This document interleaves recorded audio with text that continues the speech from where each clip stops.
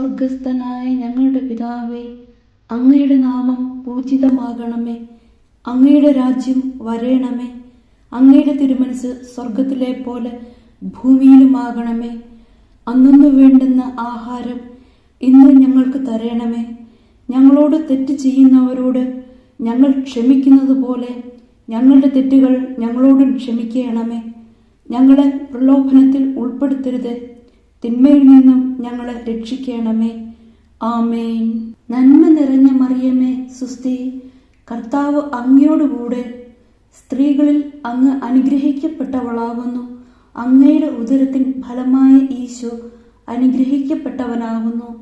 പരിശുദ്ധ മറിയമേ, തമ്പുരാന്റെ അമ്മേ, പാപികളായ ഞങ്ങൾക്ക് വേണ്ടി ഇപ്പോഴും ഞങ്ങളുടെ മരണസമയത്തും തമ്പുരാനോട് അപേക്ഷിക്കണമേ. ആമേൻ.